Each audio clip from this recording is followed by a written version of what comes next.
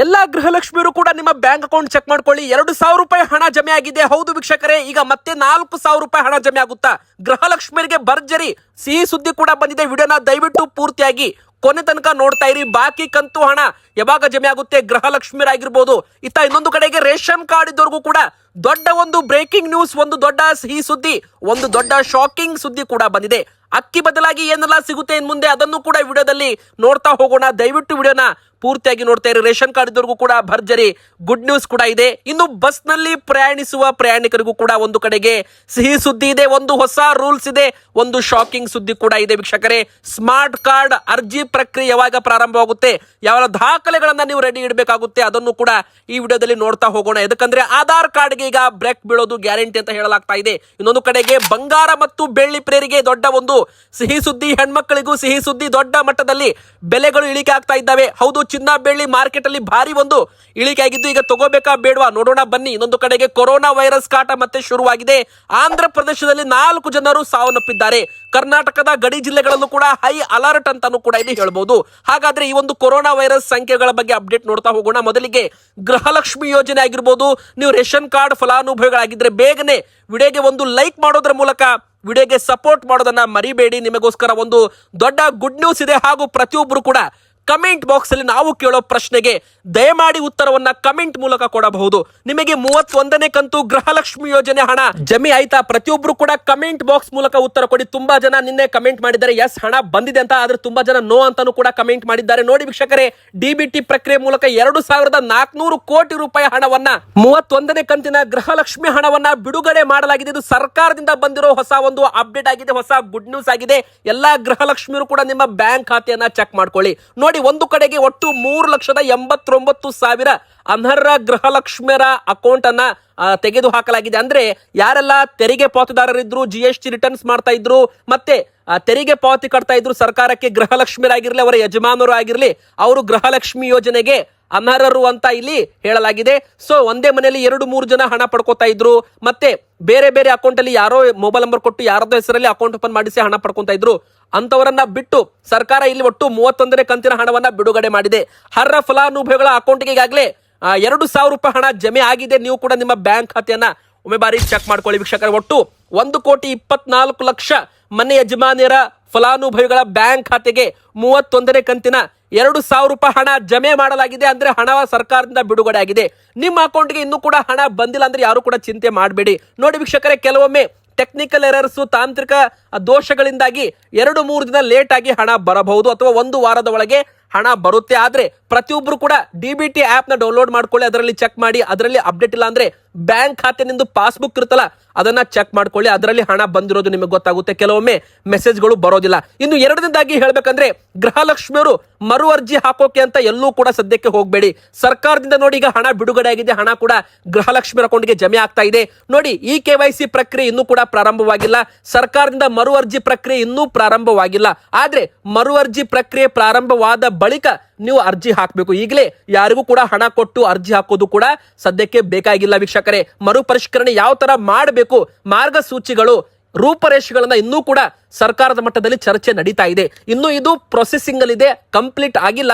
So ಯಾರು ಕೂಡ ಗೃಹಲಕ್ಷ್ಮಿಯವರು ಚಿಂತೆ ಪಡಬೇಡಿ, ಎಲ್ಲಾ ಗೃಹಲಕ್ಷ್ಮಿಯವರ ಅಕೌಂಟ್ಗೆ ಹಣ ಜಮೆ ಆಗಲಿದೆ. ನೋಡಿ, ಇಲ್ಲಿವರೆಗೂ ಒಟ್ಟು 62,000 ರೂಪಾಯಿ, 60,000 ರೂಪಾಯಿ ಇತ್ತು, 30 ಕಂತು ಹಾಕಿದ್ರಲ್ಲ, ಈಗ 62,000 ರೂಪಾಯಿ ಗೃಹಲಕ್ಷ್ಮಿಯರ ಒಂದು ಅಕೌಂಟ್ಗೆ ಹಣ ಹಾಕಲಾಗಿದೆ. ಈಗಾಗಲೇ ಮುಖ್ಯಮಂತ್ರಿ DK ಶಿವಕುಮಾರ್ ಅವರು ಕೂಡ ಆ ಗೃಹಲಕ್ಷ್ಮಿಯರಿಗೆ ಒಂದು ಹೇಳಿಕೆಯನ್ನ ಕೊಟ್ಟಿದ್ದಾರೆ. ಮಕ್ಕಳ ಶಿಕ್ಷಣ, ದೈನಂದಿನ ಖರ್ಚು, ಆರೋಗ್ಯ, ಆಹಾರ ಸೇರಿದಂತೆ ಇತರ ಅಗತ್ಯ ಸೇವೆಗಳಿಗೆ ಈ ಒಂದು ಹಣವನ್ನ ಬಳಸಿಕೊಳ್ಳಿ ಅಂತ ಒಂದು ಕೋರಿದ್ದಾರೆ ವೀಕ್ಷಕರೇ. ಇನ್ನು ಎರಡನೇದಾಗಿ, ಬಾಕಿ ಕಂತು ಹಣ ಯಾವಾಗ ಬಿಡುಗಡೆ ಮಾಡ್ತೀರಾ ಅಂತ ವಿರೋಧ ಪಕ್ಷದವರು ಕೂಡ ಪ್ರಶ್ನೆ ಮಾಡ್ತಿದ್ದಾರೆ. ನೋಡಿ, ಸರ್ಕಾರ ಇಲ್ಲಿ 31ನೇ ಕಂತು ಅಂತ ಹೇಳಿದೆ, ಅಂದ್ರೆ ಕಂತಿನ ವೈಸ್ ಹಣವನ್ನ ಹಾಕ್ತಾ ಇದ್ದಾರೆ. ಈ ಯೋಜನೆ ಪ್ರಾರಂಭವಾಗಿ ಆಗಸ್ಟ್ ತಿಂಗಳು ಕಂಪ್ಲೀಟ್ ಆದ್ರೆ 3 ವರ್ಷ ಆಗುತ್ತೆ. ಅಂದ್ರೆ ನೀವೇ ಲೆಕ್ಕ ಮಾಡಿ ಎಷ್ಟು ಕಂತು ಇನ್ನು ಬರೋದು ಬಾಕಿ ಇದೆ ಅಂತ. ನೋಡಿ, ಇನ್ನು 1 ವಾರ ಅಥವಾ 15 ದಿನದಲ್ಲಿ 32ನೇ ಕಂತು ಹಣ ಕೂಡ ಜಮೆ ಆಗುತ್ತೆ. ಆದ್ರೆ ಪ್ರತಿಯೊಬ್ರು ಕೂಡ SIR ಪ್ರಕ್ರಿಯೆಯಲ್ಲಿ BL ಅವರು ಕೊಟ್ಟ ಅರ್ಜಿಗಳನ್ನ ತುಂಬಿ ನಿಮ್ಮ ಮತಪಟ್ಟಿಯಲ್ಲಿ ನಿಮ್ಮ ಹೆಸರು ಉಳಿಸಿಕೊಳ್ಳುವಂತೆ ನೀವು ನೋಡ್ಕೊಳ್ಳಿ. ಒಂದು ವೇಳೆ SIR ನೀವೇನಾದ್ರೂ ಪ್ರಕ್ರಿಯೆಯಲ್ಲಿ ಭಾಗಿಯಾಗಿಲ್ಲ, ನಿಮ್ದು ಮತಪಟ್ಟಿನ ಹೆಸರು ಹೋತು ಅಂದ್ರೆ ಅವಾಗ ನಿಮಗೆ ಸರ್ಕಾರದ ಯೋಜನೆಗಳ ಲಾಭ ಸಿಗಲ್ಲ, ಅವಾಗ ನಿಮಗೆ ಗೃಹಲಕ್ಷ್ಮಿ ಹಣನೂ ಬರಲ್ಲ, ಅನ್ನಭಾಗ್ಯ ಅಕ್ಕಿನೂ ಸಿಗೋದು ಡೌಟ್ ಅಂತ ಹೇಳಿದ್ದಾರೆ. ಅಂದ್ರೆ ಸರ್ಕಾರದ ಯೋಜನೆಗಳ ಲಾಭ ಸಿಗಬೇಕು ಅಂದ್ರೆ ನಿಮ್ದು ಮತದ ಹಕ್ಕು ಇರಬೇಕು. ಹೀಗಾಗಿ SIR ಅಲ್ಲಿ ಎಲ್ಲರೂ ಕೂಡ ಭಾಗಿಯಾಗಿ ಅಂತ ಹೇಳಲಾಗಿದೆ. ಇನ್ನು 31ನೇ ಕಂತು ಹಣ ನಿಮಗೆ ಬಂದಿದೆಯಲ್ಲೋ ನಮಗೆ ಕಮೆಂಟ್ ಅಲ್ಲಿ ತಿಳಿಸಿ. ಇನ್ನು ಅನ್ನಭಾಗ್ಯ ಫಲಾನುಭವಿಗಳಿಗೆ ರೇಷನ್ ಕಾರ್ಡ್ ಇದ್ದವರೆಗೂ ಕೂಡ 3 ದೊಡ್ಡ ಬ್ರೇಕಿಂಗ್ ನ್ಯೂಸ್, ಅದರಲ್ಲಿ ಒಂದು ಸಿಹಿ ಸುದ್ದಿ, ಒಂದು ಹೊಸ ನಿಯಮ, ಒಂದು ಹೊಸ ಶಾಕಿಂಗ್ ಸುದ್ದಿ ಕೂಡ ಇದೆ. ವಿಡಿಯೋ ಪೂರ್ತಿಯಾಗಿ ನೋಡಿ, ಎಲ್ಲ ಮಾಹಿತಿ ತಿಳಿದುಕೊಳ್ಳಿ. ಮೊದಲಿಗೆ ಹೇಳಬೇಕಂದ್ರೆ ಕೇಂದ್ರ ಸರ್ಕಾರ ರಾಜ್ಯದ 7,76,000 ಅನರ್ಹ BPL ಪಡಿತರ ಚೀಟಿಗಳನ್ನ ಅನರ್ಹ ಅಂತ ಗುರುತು ಮಾಡಿದೆ. ಅಂದ್ರೆ ಅವುಗಳಲ್ಲಿ 50% ಅಂದ್ರೆ 4,32,000 BPL ಕಾರ್ಡ್ಗಳು APL ಕಾರ್ಡ್ ಆಗಿದೆ. ಅಂದ್ರೆ ಈಗಾಗಲೇ 4 ಲಕ್ಷಕ್ಕೂ ಹೆಚ್ಚು ಜನರು ತಮ್ಮ BPL ಕಾರ್ಡು ಕಳೆದುಕೊಂಡಿದ್ದಾರೆ. ಅವರಿಗೆ ಅನ್ನಭಾಗ್ಯ ಅಕ್ಕಿನೂ ಇಲ್ಲ, ಮುಂದೆ ಇಂದಿರಾ ಕಿಟ್ ಕೊಟ್ರೆ ಅದನ್ನು ಕೂಡ ಸಿಗಲ್ಲ. ಯಾಕಂದ್ರೆ BPL ಮತ್ತು ಅಂತ್ಯೋದಯ ಪಡಿತರ ಚೀಟಿದ್ದವರಿಗೆ ಮಾತ್ರ ಇಂದಿರಾ ಕಿಟ್ ವಿತರಣೆ ಮುಂದಿನ ದಿನಗಳಲ್ಲಿ ಮಾಡಲಿದ್ದಾರೆ ಸರ್ಕಾರದಿಂದ. ಈಗ ನೋಡಿ, ಒಟ್ಟು 7,76,000 ಅನರ್ಹ BPL ಕಾರ್ಡುಗಳು ಪತ್ತೆಯನ್ನ ಮಾಡಲಾಗಿದೆ. ನೋಡಿ, ಒಟ್ಟು 7 ಲಕ್ಷ ಜನರ BPL ಕಾರ್ಡು ರದ್ದಾಗ್ತಾ ಇದೆ. ದೊಡ್ಡ ಒಂದು ಶಾಕಿಂಗ್ ಸುದ್ದಿ ಅಂತಾನೆ ಹೇಳ್ಬೋದು. ಅಂದ್ರೆ 4,32,000 BPL ಕಾರ್ಡುಗಳು ಈಗಾಗಲೇ APL ಕಾರ್ಡ್ಗೆ ಪರಿವರ್ತನೆ ಮಾಡಲಾಗಿದೆ. ಉಳಿದ ಅನರ್ಹ BPL ಕಾರ್ಡುಗಳನ್ನು ಕೂಡ APL ಕಾರ್ಡ್ ಮಾಡಲಾಗುತ್ತೆ. ಇನ್ನು ಗುಡ್ ನ್ಯೂಸ್ ಏನಪ್ಪಾ ಅಂದ್ರೆ ಮುಂದಿನ ಬರೋ ದಿನಗಳಲ್ಲಿ BPL ಕಾರ್ಡ್ ಇದ್ದವರಿಗೆ, ಅಂತ್ಯೋದಯ ಕಾರ್ಡ್ ಇದ್ದವರಿಗೆ ಇಂದಿರಾ ಕಿಟ್ ಕೂಡ ವಿತರಣೆ ಮಾಡಲಾಗುತ್ತೆ. ಅಕ್ಕಿ 5 kg ಅಕ್ಕಿ ಕೂಡ ನಿಮಗೆ ಕೊಡ್ತಾರೆ. 5 kg ಹೆಚ್ಚುವರಿ ಅಕ್ಕಿ ಬದಲಾಗಿ ನಿಮಗೆ ಇಂದಿರಾ ಕಿಟ್ ಅನ್ನ ವಿತರಣೆ ಮಾಡಲಾಗುತ್ತೆ. ಇಂದಿರಾ ಕಿಟ್ ಅಂದ್ರೆ ಏನು? ಅಡುಗೆ ಎಣ್ಣೆ, ಉಪ್ಪು, ಸಕ್ಕರೆ, ತೊಗರಿಬೇಳೆ, ಈ 4 ಆಹಾರ ಸಾಮಗ್ರಿಗಳನ್ನ ಒಳಗೊಂಡ ಒಂದು ಆಹಾರ ಫುಡ್ ಕಿಟ್ ಅಂತಾನೆ ಹೇಳ್ಬೋದು. ಇದನ್ನು ಕೂಡ ಮುಂದಿನ ಬರೋ ದಿನಗಳಲ್ಲಿ ವಿತರಣೆ ಮಾಡ್ತೀವಿ ಅಂತ ಮೊದಲೇ ಒಂದು ಹೇಳಿಕೆ ಆಹಾರ ಸಚಿವರು KH ಮುನಿಯಪ್ಪ ಅವರು ಘೋಷಣೆ ಮಾಡಿದ್ದಾರೆ. ಈಗ ಇನ್ನೊಂದು ದೊಡ್ಡ ಸಿಹಿ ಸುದ್ದಿ ಏನಪ್ಪಾ ಅಂದ್ರೆ ನೋಡಿ, ಲಕ್ಷಾಂತರ BPL ಕಾರ್ಡ್ಗಳು ರದ್ದಾಗಿರೋದಕ್ಕೆ ಕಾರಣ ಏನು? 1,20,000 ರೂಪಾಯಿ ಮೇಲೆ ಆದಾಯ ಇರುತ್ತೆ, ಸ್ವಂತಕ್ಕೆ ಕಾರ್ ಇರುತ್ತೆ, ಸರ್ಕಾರಿ ನೌಕರರು ಮನೆಯಲ್ಲಿ ಇರ್ತಾರೆ, ಆದಾಯ ತೆರಿಗೆ ಪಾವತಿದಾರರು, GST ಪಾವತಿದಾರರು ಕೂಡ BPL ಕಾರ್ಡ್ ಇರೋದು ಅಂತವರ ಕಾರ್ಡುಗಳನ್ನ ರದ್ದು ಮಾಡ್ತಾ ಇದ್ದಾರೆ. ಅಂದ್ರೆ BPL ಇದ್ದು APL ಆಗ್ತಾ ಇದೆ. ಇದರಲ್ಲಿ 1,20,000 ರೂಪಾಯಿ ಮೇಲೆ ಆದಾಯ ಇದ್ದವರ BPL ಕಾರ್ಡು ರದ್ದಾಗ್ತಾ ಇದೆ, ಬಂದ್ ಆಗ್ತಾ ಇದೆ. ಇದನ್ನ ಚೇಂಜ್ ಮಾಡಬೇಕು. 1,20,000 ರೂಪಾಯಿ ಇದೆಯಲ್ಲ, ಇದು ಹಳೆ ಮಾನದಂಡ. ಈಗಿನ ಕಾಲದಲ್ಲಿ ಎಲ್ಲ ಬೆಲೆ ಏರಿಕೆ ಆಗಿದೆ, ಎಲ್ಲರದ್ದು ಒಂದು ಸಾಲರಿ ಕೂಡ ಅಂದ್ರೆ ವೇಜಸ್ ಕೂಡ ಏರಿಕೆ ಆಗಿದೆ. ಸೊ ಈ 1,20,000 ರೂಪಾಯಿನ 2 ಲಕ್ಷ 2.5 ಲಕ್ಷ ರೂಪಾಯಿಗೆ ಏರಿಕೆ ಮಾಡಬೇಕು ಅಂತ ತುಂಬಾ ದಿನಗಳಿಂದ ಒಂದು ಬೇಡಿಕೆ ಇದೆ ಸರ್ಕಾರದ ಮಟ್ಟದಲ್ಲಿ. ಸೊ ಆ ಒಂದು ಬೇಡಿಕೆ ಕೂಡ ಪೂರೈಸ್ತೀವಿ, ಅಂದ್ರೆ BPL ಕಾರ್ಡ್ ನ ಆದಾಯ ಮಿತಿ ಹೆಚ್ಚಳಕ್ಕೆ ಕ್ರಮ ತಗೋತೀವಿ ಅಂತ ಆಹಾರ ಸಚಿವರು ಒಂದು ಭರ್ಜರಿ ಗುಡ್ ನ್ಯೂಸ್ ಅನ್ನ ಕೊಟ್ಟಿದ್ದಾರೆ. ಇದರಿಂದ ಸಾವಿರಾರು ಕಾರ್ಡುಗಳು ರದ್ದಾಗುವುದು ಉಳಿಯುತ್ತೆ ಒಂದು ಕಡೆಗೆ. ಎರಡನೇದಾಗಿ ದಿನಕ್ಕೆ 500 ರೂಪಾಯಿ ಸಂಪಾದನೆ ಈಗ ಮಾಡ್ತಿದ್ರಲ್ಲ, ಅಂದ್ರೆ ತಿಂಗಳಿಗೆ 15,000 ಆಗುತ್ತೆ, ವರ್ಷಕ್ಕೆ 1,50,000 ಆಗ್ಬಿಡುತ್ತೆ. ಸೊ ಅಂತವರ ಒಂದು BPL ಕಾರ್ಡು ಕೂಡ ರದ್ದಾಗ್ತಾ ಇದೆ. ಸೊ ಇದನ್ನ ಚೇಂಜ್ ಮಾಡ್ತೀವಿ ಅಂತ ಒಂದು ಭರವಸೆಯನ್ನ ಕೊಟ್ಟಿದ್ದಾರೆ. ಇದು ಕೂಡ ಒಂದು ಗುಡ್ ನ್ಯೂಸ್ ಅಂತಾನೆ ಹೇಳ್ಬೋದು. ಇನ್ನು ಶಕ್ತಿ ಸ್ಮಾರ್ಟ್ ಕಾರ್ಡ್ ಅರ್ಜಿ ಪ್ರಕ್ರಿಯೆ ಮೊದಲ ಹಂತದಲ್ಲಿ BMTC ಅಂದ್ರೆ ಬೆಂಗಳೂರಲ್ಲಿ ಶುರು ಆಗಲಿದೆ ಅಂತ ಹೇಳಲಾಗ್ತಾ ಇದೆ. ಪುರುಷರಿಗೂ ಮಹಿಳೆಯರಿಗೂ ಸ್ಮಾರ್ಟ್ ಕಾರ್ಡ್ ಅನ್ನ ವಿತರಣೆ ಸರ್ಕಾರದಿಂದ ಮಾಡಲಾಗುತ್ತೆ. ಇದಕ್ಕೋಸ್ಕರ ಪ್ರತ್ಯೇಕವಾಗಿ ಅರ್ಜಿ ಪ್ರಕ್ರಿಯೆ ಕೂಡ ಪ್ರಾರಂಭವಾಗುತ್ತೆ. ಯಾವ ತರ ವಿದ್ಯಾರ್ಥಿಗಳಿಗೆ ಸ್ಟೂಡೆಂಟ್ ಪಾಸ್ ಗಳನ್ನ ವಿತರಣೆ ಮಾಡಿದ್ರಲ್ಲ, ಆ ತರ ಶಕ್ತಿ ಸ್ಮಾರ್ಟ್ ಕಾರ್ಡ್ ಟೆಂಡರ್ ಪ್ರಕ್ರಿಯೆ ಕೂಡ ಅಂತಿಮ ಹಂತಕ್ಕೆ ಬಂದಿದೆ. ಶಕ್ತಿ ಸ್ಮಾರ್ಟ್ ಕಾರ್ಡ್ ಕೂಡ ಮಹಿಳೆಯರಿಗೆ ವಿತರಣೆ ಮಾಡೋದ್ರಿಂದ, ಪುರುಷರಿಗೆ ವಿತರಣೆ ಮಾಡೋದ್ರಿಂದ ಚಿಲ್ಲರೆ ಸಮಸ್ಯೆಗೆ ಕಡಿವಾಣ ಬೀಳಲಿದೆ. ಇನ್ನು ಟಿಕೆಟ್ ಅನ್ನ ತ್ವರಿತವಾಗಿ ಬೇಗವಾಗಿ ಸಿಬ್ಬಂದಿಗಳು ಕೊಡಬಹುದು ಜನರಿಗೆ. ಈಗ ಪ್ರಯಾಣಿಕರು ಪ್ರಯಾಣಿಸುತ್ತಿರುವಾಗ ಬಸ್ಗಳು ರಶ್ ಇರುತ್ತೆ, ಅವಾಗ ಪ್ರತಿಯೊಂದು ಟಿಕೆಟ್ ತಗೋಬೇಕು, ಚಿಲ್ಲರೆ ಕೊಡಬೇಕು ಅಂದಾಗ ಸ್ವಲ್ಪ ಸಮಯ ಜಾಸ್ತಿ ಹಿಡಿಯುತ್ತೆ. ಹೀಗಾಗಿ tap and pay smart card ವಿತರಣೆ ಮಾಡಿದ್ರೆ ಟ್ಯಾಪ್ ಮಾಡಿದ ತಕ್ಷಣ ಆಟೋಮೆಟಿಕ್ ಆಗಿ ಟಿಕೆಟ್ ಬಂದ್ಬಿಡುತ್ತೆ. ಈ ತರ ಒಂದು ಸ್ಮಾರ್ಟ್ ಕಾರ್ಡ್ ಅನ್ನ ವಿತರಣೆ ಮಾಡಿದ್ರೆ ಇದಕ್ಕೆಲ್ಲ ಅಂತಿಮ ಹಾಡಬಹುದು ಅಂತ ಹೇಳಲಾಗಿದೆ. ಆದಷ್ಟು ಬೇಗ ಶೀಘ್ರದಲ್ಲೇ ಸ್ಮಾರ್ಟ್ ಕಾರ್ಡ್ ಅರ್ಜಿ ಪ್ರಕ್ರಿಯೆ ಬೆಂಗಳೂರಿಂದ ಪ್ರಾರಂಭವಾಗಲಿದೆ.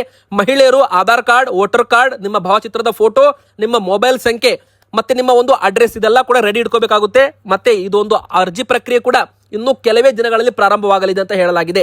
ನಂತರ ರಾಜ್ಯಾದ್ಯಂತ ಸ್ಮಾರ್ಟ್ ಕಾರ್ಡ್ ವಿತರಣೆ ಪ್ರಕ್ರಿಯೆ ಪ್ರಾರಂಭವಾಗುತ್ತೆ. ಆಧಾರ್ ಕಾರ್ಡ್ಗೆ ಬ್ರೇಕ್ ಬೀಳುತ್ತೆ. ಆಧಾರ್ ಕಾರ್ಡ್ ತೋರಿಸಿದ್ರೆ ಏನೀಗ ಫ್ರೀ ಟಿಕೆಟ್ ಕೊಡ್ತಾರಲ್ಲ, ಮುಂದಿನ ದಿನಗಳಲ್ಲಿ ಆಗಿರ್ಬೋದು, ಮುಂದಿನ ತಿಂಗಳಿಂದ ಆಗಿರ್ಬೋದು, ಸದ್ಯಕ್ಕಂತೂ ಆಧಾರ್ ಕಾರ್ಡ್ ತೋರಿಸಬಹುದು. ಆದ್ರೆ ಯಾವಾಗ ಅರ್ಜಿ ಪ್ರಕ್ರಿಯೆ ಪ್ರಾರಂಭವಾಗುತ್ತೆ, ಯಾವಾಗ ಸ್ಮಾರ್ಟ್ ಕಾರ್ಡ್ ವಿತರಣೆ ಆಗುತ್ತೆ, ಅವಾಗ ಆಧಾರ್ ಕಾರ್ಡ್ಗೆ ಅಧಿಕೃತವಾಗಿ ಬ್ರೇಕ್ ಬೀಳಲಿದೆ ವೀಕ್ಷಕರೇ. ಇನ್ನು ಬಸ್ ನಲ್ಲಿ ಪ್ರಯಾಣಿಸೋರಿಗೆ ಒಂದು ಶಾಕಿಂಗ್ ಸುದ್ದಿ ಏನಪ್ಪಾ ಅಂದ್ರೆ ಶೀಘ್ರದಲ್ಲೇ ಬಸ್ ಪ್ರಯಾಣ ಟಿಕೆಟ್ ದರ ಕೂಡ ಏರಿಕೆ ಆಗಲಿದೆ. ಹೌದು ವೀಕ್ಷಕರೇ, ಡೀಸೆಲ್ ದರ ಏರಿಕೆ ಕಾರಣ ಮತ್ತೆ ಪ್ರಯಾಣ ದರ ಕೂಡ ಏರಿಕೆ ಮಾಡಲಿದ್ದಾರೆ. ಆದ್ರೆ ಎಷ್ಟು % ಏರಿಕೆ ಮಾಡ್ತಾರೆ ಇನ್ನು ಕಾದು ನೋಡಬೇಕಾಗಿದೆ. ಒಂದು ನಿಗಮಗಳಿಗೂ ಕೂಡ ಹೊರೆ ಆಗಿರಬಾರ್ದು, ಜನರಿಗೂ ಹೊರೆ ಆಗಿರಬಾರ್ದು, ಆ ತರ ಒಂದು ಬೆಲೆ ನಿಗದಿ ಮಾಡಲಾಗುತ್ತಂತೆ. ಈಗಾಗಲೇ ಇದೊಂದು ಅಪ್ಡೇಟ್ ಸರ್ಕಾರದಿಂದ ಬಂದಿದೆ. ಸೊ ಯಾವಾಗ ಆಗುತ್ತೆ ನೋಡಬೇಕು. ಇನ್ನು ಬಂಗಾರ ಬೆಳ್ಳಿ ಪ್ರಿಯರಿಗೆ ಭರ್ಜರಿ ಗುಡ್ ನ್ಯೂಸ್ ಏನಪ್ಪಾ ಅಂದ್ರೆ ದೊಡ್ಡ ಮಟ್ಟದಲ್ಲಿ ಕುಸಿತ ಕಾಣ್ತಾ ಇದೆ ಚಿನ್ನ ಬೆಳ್ಳಿ. ಹೆಣ್ಮಕ್ಕಳಿಗೆ ಬಂಗಾರ ಪ್ರಿಯರಿಗೆ ದೊಡ್ಡ ಒಂದು ಭರ್ಜರಿ ಸುದ್ದಿ ಅಂತಾನೆ ಹೇಳ್ಬಹುದು. ನೋಡಿ ವೀಕ್ಷಕರೇ, ಒಂದೇ ದಿನ 3,000 ರೂಪಾಯಿ ಬಂಗಾರ ಬೆಲೆ ಇಳಿಕೆ ಆಗಿದ್ರೆ ಒಂದೇ ದಿನ 8,000 ರೂಪಾಯಿಯಷ್ಟು ಬೆಳ್ಳಿ ಬೆಲೆಯಲ್ಲಿ ಕುಸಿತ ಕಂಡು ಬಂದಿದೆ. ಅಂದ್ರೆ ಇವತ್ತು ಬಂಗಾರ ತಗೋಬೇಕಾ ಬೇಡವಾ ಅಂತ ನೀವು ಪ್ರಶ್ನೆ ಕೇಳೋದಾದ್ರೆ ವೀಕ್ಷಕರೇ ತಗೋಬಹುದು. ಯಾಕಂದ್ರೆ ಬಂಗಾರದ ಬೆಲೆ ಭಾರಿ ಒಂದು ಇಳಿಕೆ ಆಗ್ತಾ ಇದೆ. ಮುಂದಿನ ಬರೋ ಇನ್ನಷ್ಟು ಇಳಿಕೆನೂ ಆಗ್ಬಹುದು, ಮತ್ತೆ ಉಲ್ಟಾ ಹೊಡೆದು ರಿವರ್ಸ್ ಆಗಿ ಏರಿಕೆನೂ ಆಗ್ಬಹುದು. ಆದ್ರೆ ಏನು ಕೂಡ ಹೇಳಕ್ ಬರಲ್ಲ. ಸೊ ಸದ್ಯಕ್ಕೆ ಹೇಳ್ಬೇಕಂದ್ರೆ ಬಂಗಾರದ ಬೆಲೆ ನಾವು ಒಂದು ತಿಂಗಳ ರೇಂಜ್ ಅಲ್ಲಿ ಕಂಪೇರ್ ಮಾಡಿ ನೋಡಿದಾಗ ಹೋದ ತಿಂಗಳು 1,55,000 ರೂಪಾಯಿ ಇದ್ದದ್ದು 10 ಗ್ರಾಮ್ಗೆ ಇವತ್ತು 1,43,000 ರೂಪಾಯಿ ಬಂದಿದೆ. ಅಂದ್ರೆ 12,000 ರೂಪಾಯಿ ಇಳಿಕೆ ಆಗಿದೆ. ಇನ್ನಷ್ಟು ಇಳಿಕೆ ಆಗುವ ಸಾಧ್ಯತೆ ಕೂಡ ಇರುವಂತದ್ದು. ಕಚ್ಚಾ ತೈಲ ಬೆಲೆ ಏರಿಕೆ ಆಗ್ತಾ ಇದೆ. ಅಮೆರಿಕ ಇರಾನ್ ನಡುವೆ ಯುದ್ಧ ಕಾರಣ ಕಚ್ಚಾ ತೈಲ ಬೆಲೆ ಏರಿಕೆ ಆಗ್ತಾ ಇದೆ. ಹೀಗಾಗಿ ಬಂಗಾರ ಬೆಳ್ಳಿ ಬೆಲೆ ಇಳಿಕೆ ಆಗಬಹುದು. ಇನ್ನು ಬೆಳ್ಳಿ ಬೆಲೆ ನೋಡಿ, ಹೋದ ತಿಂಗಳು 2,70,000 ರೂಪಾಯಿ ಇತ್ತು ಕೆಜಿಗೆ, ಈಗ 2,30,000 ರೂಪಾಯಿ, ಹತ್ತತ್ರ 50,000 ರೂಪಾಯಿ ಒಂದು ಕೆಜಿ ಮೇಲೆ ಬೆಳ್ಳಿ ಬೆಲೆಯಲ್ಲಿ ದೊಡ್ಡ ಕುಸಿತ ಕಂಡು ಬಂದಿದೆ. ಮತ್ತೆ MCX ಅಲ್ಲಿ ಮಲ್ಟಿ ಕಮೋಡಿಟಿ ಎಕ್ಸ್ಚೇಂಜ್ ಅಲ್ಲೂ ಕೂಡ ಒಂದೇ ದಿನ 2,20,000 ರೂಪಾಯಿಂದ 2,16,000 ರೂಪಾಯಿ ತನಕ ಹೋಗಿ ಮತ್ತೆ ರಿಕವರಿ ಆಗಿದೆ. ಅಂದ್ರೆ ನೀವು ನೋಡಬಹುದು ಯಾವ ತರ ದೊಡ್ಡ ಮಟ್ಟದಲ್ಲಿ ಕುಸಿತ ಆಗ್ತಾ ಇದೆ ಬಂಗಾರ ಬೆಳ್ಳಿ ಬೆಲೆ. ಇನ್ನು ಕೊರೋನಾ ವೈರಸ್ ಆತಂಕ ಮತ್ತೆ ಶುರುವಾಗಿದೆಯಾ? ಹೌದು, ಎದಕ್ಕಂದ್ರೆ ಪಕ್ಕದ ರಾಜ್ಯದಲ್ಲಿ ಆಂಧ್ರ ಪ್ರದೇಶದಲ್ಲಿ ಮತ್ತೆ ಈಗ ಕೊರೋನಾ ವೈರಸ್ ಇಂದ 2 ಜನರು ಸಾವನ್ನಪ್ಪಿದ್ದಾರೆ. ಒಟ್ಟು 4 ಜನರು 20 ದಿನಗಳಲ್ಲಿ ಬಲಿಯಾಗಿದ್ದಾರೆ ಕೊರೋನಾಗೆ. ಕರ್ನಾಟಕದ ಗಡಿಯಲ್ಲಿ ಅಲರ್ಟ್ ಅಂತಾನು ಕೂಡ ಇಲ್ಲಿ ಹೇಳಬಹುದು ವೀಕ್ಷಕರೇ. ನೋಡಿ, ಇತರೆ ಕಾಯಿಲೆಗಳಿರುವ 4ರಲ್ಲೂ ಕೂಡ ಕೊರೋನಾ ಸೋಂಕು ಪತ್ತೆಯಾಗಿದೆ. ಅವರು ಸಾವು ಕೂಡ ಒಪ್ಪಿದ್ದಾರೆ.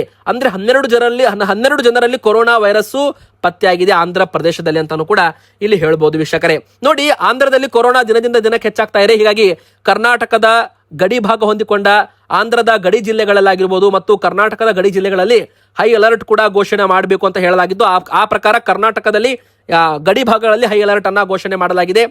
ಕೊರೋನಾ ಹರಡುವ ಭೀತಿಯಿಂದ ಅಗತ್ಯ ಮುನ್ನೆಚ್ಚರಿಕಾ ಕ್ರಮಗಳನ್ನ ತೆಗೆದುಕೊಳ್ಬೇಕು ಅಂತ ಹೇಳಲಾಗಿದೆ. ಇನ್ನು ಆಂಧ್ರ ಪ್ರದೇಶದಲ್ಲಿ ಕೊರೋನಾ ಸಂಬಂಧ ಮತ್ತೆ ಪ್ರತ್ಯೇಕ ವಾರ್ಡ್ ಆಗಿರ್ಬೋದು, 20 ಹಾಸಿಗೆಗಳಾಗಿರ್ಬೋದು, ಆಕ್ಸಿಜನ್ ಎಲ್ಲ ಕೂಡ ಮೀಸಲಿಡಲಾಗಿದೆ. ಕೋವಿಡ್ ಬಗ್ಗೆ ಮುನ್ನೆಚ್ಚರಿಕಾ ವಹಿಸುವಂತೆ ಆಂಧ್ರದ ಆರೋಗ್ಯ ಇಲಾಖೆ ಅಧಿಕಾರಿಗಳು ಜನರಲ್ಲಿ ಜಾಗೃತಿ ಮೂಡಿಸಲು ಮತ್ತೆ ಪ್ರಾರಂಭ ಮಾಡಿದ್ದಾರೆ.